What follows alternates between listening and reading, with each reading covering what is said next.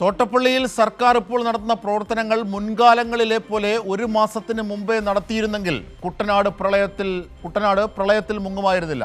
കുട്ടനാട്ടിൽ ചെയ്യേണ്ടതെല്ലാം ചെയ്തു എന്ന മുഖ്യമന്ത്രിയുടെ അവകാശവാദം ഉന്നയിക്കുമ്പോഴും ഇപ്പോഴും മണൽ നീക്കം പകുതി പോലും ആയിട്ടില്ല എന്നുള്ളതാണ് ഈ വസ്തുതകൾ ബോധ്യപ്പെടുത്തുന്നത്. കുട്ടനാട്ടിൽ ജലനിരപ്പ് ഉയരുമ്പോഴും മുൻ സർക്കാരിനെ കുറ്റപ്പെടുത്തി ജനങ്ങളെ തെറ്റിദ്ധരിപ്പിക്കാനാണ് UDF സർക്കാർ ശ്രമിക്കുന്നത്. എന്നാൽ യഥാർത്ഥ വസ്തുത പുറത്തുകൊണ്ടുവന്നത് കൈരളി TV-യാണ്.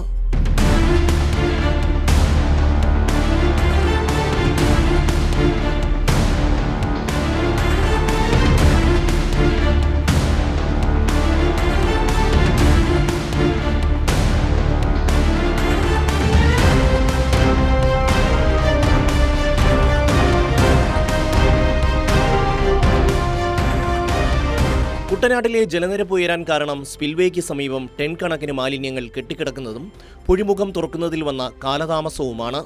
കിഴക്ക് നിന്നെത്തിയ വെള്ളം കടലിലേക്ക് ഒഴുകിപ്പോകാതെ കുട്ടനാട്ടിലേക്ക് എത്തുകയും അത് കുട്ടനാട്ടിലെ ജനജീവിതത്തെ ദുരിതത്തിലാക്കുകയും ചെയ്തു.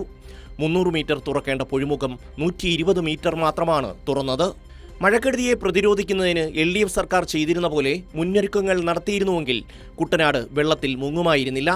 സർക്കാരിന്റെ ഭാഗത്ത് നിന്ന് ഇക്കാര്യത്തിൽ ഗുരുതരമായ വീഴ്ചയാണ് ഉണ്ടായത്. കുട്ടനാട് മുങ്ങിപ്പോകുമ്പോഴും സർക്കാരിന്റെ ഭാഗത്തു നിന്നുള്ള നടപടികളെല്ലാം പൂർത്തീകരിച്ചു എന്ന് മുഖ്യമന്ത്രി കുട്ടനാട്ടിലെ ജനങ്ങളെ തെറ്റിദ്ധരിപ്പിക്കുകയാണ്. പ്രതിഷേധം കനത്തതോടെയാണ് അമ്പലപ്പുഴ MLA G. സുധാകരൻ പോലും ഇന്ന് തോട്ടപ്പള്ളിയിൽ എത്തിയത്. കഴിഞ്ഞ ദിവസം കുട്ടനാട് MLA എത്തിയതുകൊണ്ട് മാത്രമാണ് ഒരു പരിധിവരെയെങ്കിലും മാലിന്യങ്ങൾ നീക്കം ചെയ്യാൻ സാധിച്ചത്. പുഴിമുഖത്തെ മണൽ നീക്കം ചെയ്യുന്ന പ്രവർത്തനങ്ങൾ ഇപ്പോഴും മന്ദഗതിയിൽ മാത്രമാണ് പുരോഗമിക്കുന്നത്.